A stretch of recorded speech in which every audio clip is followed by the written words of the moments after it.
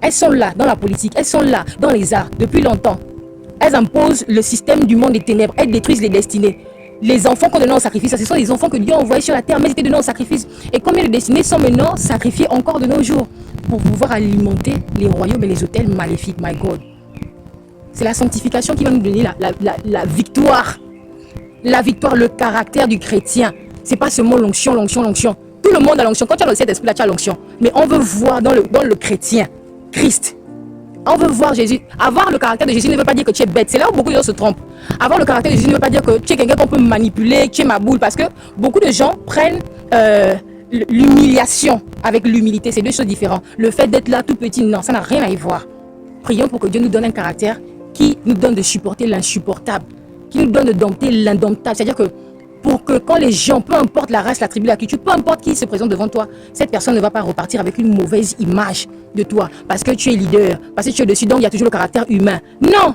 Cette génération-là doit passer. Il faut qu'une nouvelle génération vienne où le monde, lorsqu'il vient dans l'église, ils sont capables de rester parce qu'ils voient dans l'église, dans les fils et les filles du royaume, Christ en eux, parce que le monde attend ça. Beaucoup de gens viennent à l'église là, ils sont découragés parce qu'ils voient que chez les chrétiens là, il y a un problème. Ils ont seulement l'onction là, mais le caractère bad. On ne voit pas Jésus en eux. À un moment donné, ils sont bien là. Après, à un moment donné, le lion sort. Voilà, il y a des choses là qui sont seulement renversables par la sanctification, par la pureté. Tu peux avoir l'autorité, tu peux avoir l'onction, mais il y a des démons là. C'est avec la carrure de Christ que tu peux les renverser. Donc, peu importe ton âge, il y a des Goliaths qui ne tombent. C'est pour ça que Dieu prépare des gens en secret. Il les taille. C'est dur, ça fait mal, mais tu seras utile. C'est dur, ça fait mal, mais tu seras utile pour faire ce que les personnes qui étaient avant toi n'ont pas pu faire.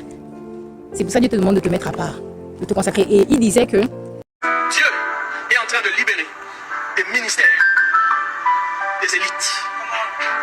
C'est des missionnaires qui vont rentrer dans les systèmes, qui ne vont pas seulement viser à remplir l'église, mais ils vont viser à remplir des hommes et des femmes en Christ. Parce qu'il est possible d'être à l'église et ne pas être en Christ. Les élites, on ne le verra pas toujours à l'église. Les élites, il y a un autre type de liturgie pour eux. Les élites n'écoutent pas des discours persuasifs de la sagesse. Il faut la démonstration de l'esprit. Parce qu'autour des élites, il y a des hommes aussi qui ont des puissances. Et nous marchons avec le Tout-Puissant.